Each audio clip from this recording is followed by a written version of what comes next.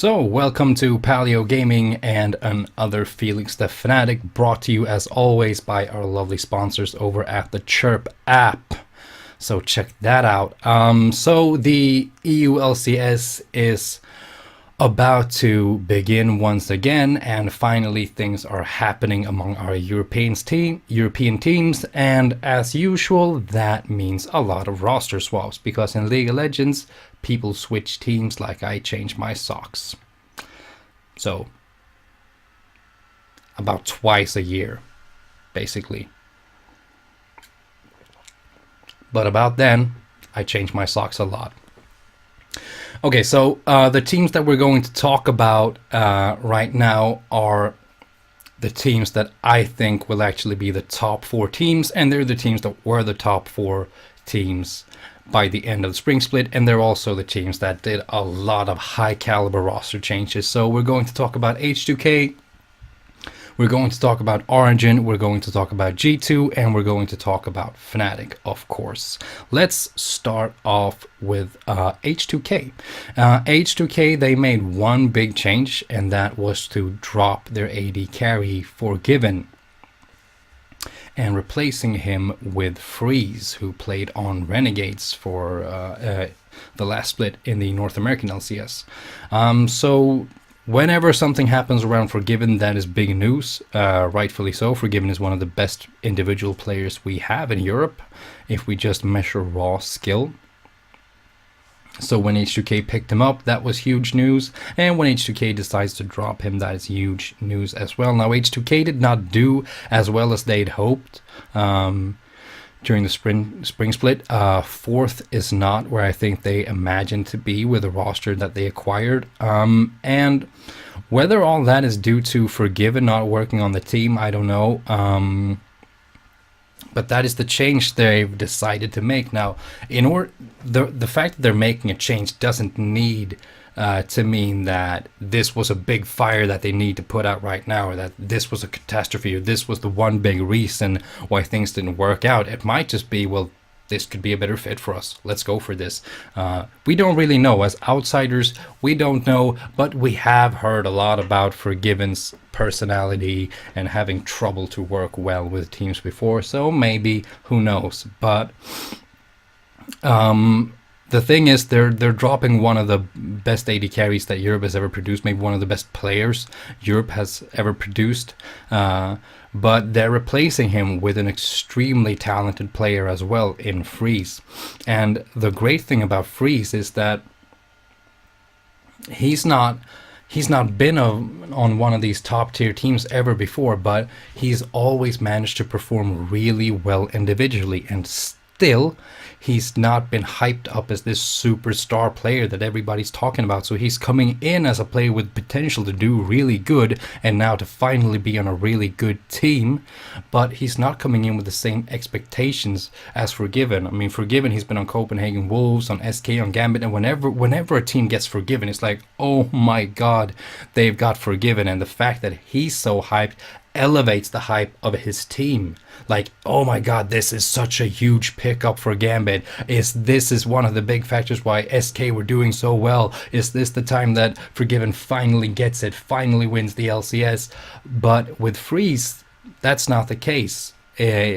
But still, he's definitely a top tier AD carry. Very talented guy. So I'm actually really interested in seeing how well he can do on a team like H2K, with the coaching staff and the other players around him that he now has. So this will be very interesting to watch. So a good pickup for H2K, actually. Very well done, I'd say. If you need to make a change in the AD carry position, this is a really good one. Moving on from H2K, we might talk a little more about them later, but you know, one guy out, one guy in, and I'd say it's a good trade. So let's move over to Origin then, the new destination of Forgiven, because that's where he'll end up, and he's going to lane together over at Origin with Hybrid from G2. Now this is interesting. So Origin lost their entire bottom lane in Mithy and Sven, and here we got a little more to talk about than in H2K. Like, this has big implications on Origin. Origin struggled a lot during the spring split, and then they managed to get it together more towards the end of the split and towards the playoffs. So I was actually thinking that come summer, this is going to be one of the top tier teams, really contender maybe to win the entire thing, because they're really starting to pick it up, and they've got these good players and such experienced players. But apparently things weren't functioning well within the team now that they were losing. So Mithy and Sven decided to go on and try and work at different places. And if you read Mithy's post about it, he's actually quite outspoken about him not having such a good time in Origin this past split, that it's been rough when the results haven't been coming in. So they decided to go somewhere else. They decided to go to G2, and they've gotten Hybrid from G2 and Forgiven from H2K. Now they get two good players, like really good players. They get Forgiven, who's a very carry-focused, carry-oriented ADC, which is good for Origin, because one of the ways they were winning a lot when things were going well in the spring split was to focus a lot around their bottom lane. Sven carried a lot, and Sven and Mithy were doing a lot of work through the bottom lane. They were one of the few good things that actually worked out really well for Origin throughout the last split. In Origin, the two players who really were underperforming in my book were Soaz and Amazing, and the two players that really kept it up were Mithy and Sven. So the upside is that they get an AD carry who they can still give a lot of focus towards, so they can put the eggs, all the carry eggs in his basket, because that's the style he wants to play. That's the style you want to play if you get a carry like Forgiven. The question here is Hybrid. In G2, Hybrid was not a part of the carrying lane. Like the carries in G2 in Spring Split were obviously Perks and Trick. Now Emperor and Hybrid, they were not super passive. It's not like they weren't doing anything. They were getting kills. They were not staying super passive. They were getting like gold leads early pre-15 minutes, which means they were winning a lot of laning phases. But still, the pressure of being the hyper carries of the team was not on Hybrid and his laning partner. That was on other people in the team. So it'll be interesting to see how well Hybrid will do under this new role. He will have to fill a new function for his team. And will he be able to keep it up with such a mechanically skilled player as Forgiven? Those are two question marks. And I'm really worried for G2, because like not only did they lose good players, they lost an entire lane, and they lost the one thing that was good, right? The problems, the people underperforming that caused a lot of bad results, and that in turn caused maybe some internal issues between different players. Those players are still there, right?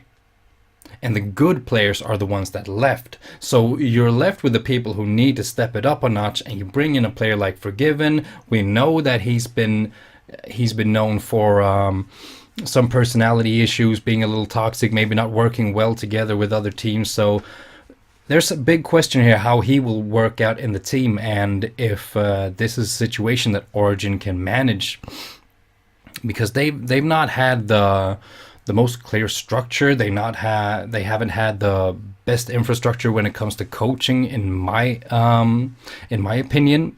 They took more of a TSM approach, where like 5 good players know what to do. We have really experienced players. We only need people in the supporting staff who can facilitate our needs around gameplay, and we'll handle gameplay and strategy. And that might be all well and good as long as you're winning, but when you're losing, you're going to need the coach there, especially for one reason, and that is for the coach to be able to go to a single player and say, you are not performing as well as you should be. You need to step it up.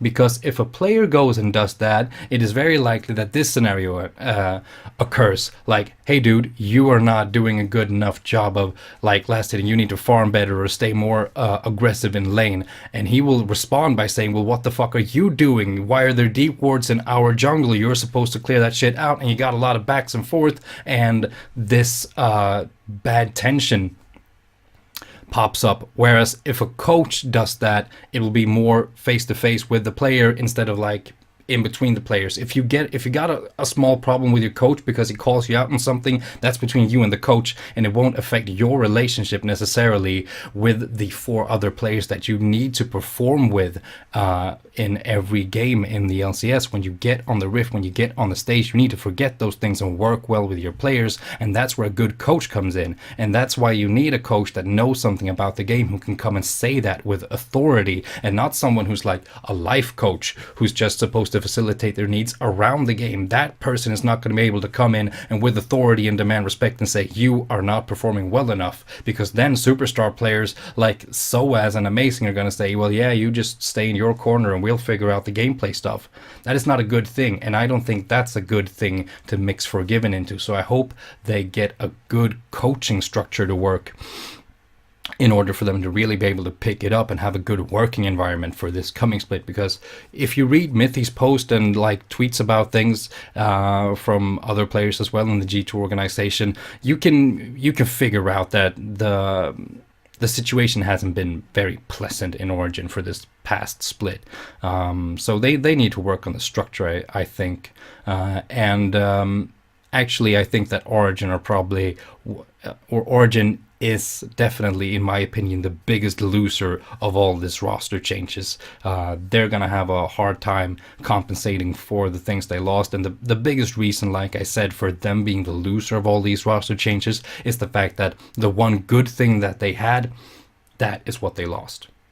So where H2K might have replaced something that might have been a problem, or just something that might give them a little more synergy within the team, Origin did not choose to replace Mithy and Sven. They lost them.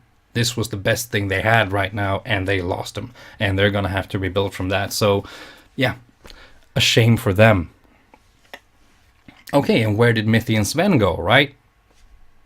Well, they went to G2, like I said. So G2, they've got one sick lineup right now, because they got rid of Emperor. He was like average or above average for European LCS AD carry, but yeah, if you use one of your import spots and you're gonna try and handle playing with the language barrier and all that stuff to like that affects communication negatively, you want more than like average or slightly above average in sheer quality. Then you want like top notch, so they got rid of Emperor for Sven, and he brought along Mithy, and I'm guessing they're like, yeah, if we go together, so that means Hybrid needs to find something to do elsewhere, and this is good for G2. Hybrid was a good player. Hybrid would probably be a good enough support player to stay on with an AD carry like Sven, but he wants to play with Mithy. Mithy wants to play with Sven, and G2 wants to bring on this bot lane. And in the fact that they get not only 2 good players, but they get an entire bot lane that's already working together, experienced together. They've gone through wins, they've gone through losses, they're very well synergized. This is huge, and they now have 4 really good players in a bottom lane that can take on the carry pans if they need. So they're gaining a lot of versatility here. Trick and Perks don't need to do all the carrying. They can put a lot of eggs in the bot lane basket as well. And they've freed up an import slot. So Kick is definitely the weaker link on the team. Either you will look to utilize this import spot to really get a top quality top laner somewhere else, or you're fine with Kikis because, hey, you've got 4 extremely good players. Maybe you don't need a superstar player in every position. Did it work out for TSM?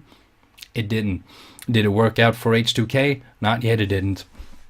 So maybe you get a top laner who's more comfortable with just doing his job, making his team win, even if that means setting himself behind or not shining like the brightest star in the entire EULCS.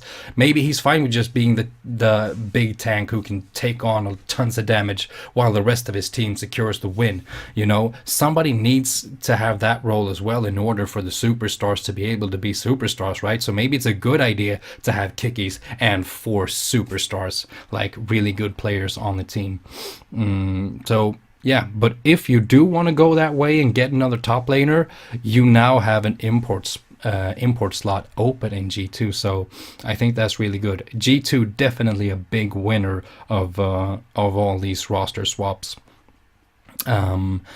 So I'm really looking forward to seeing how they are going to how quickly they're going to pick things up and how well these players are going to work together, because if they do, it's not a far-fetched idea to consider G2 as winners of the next split as well.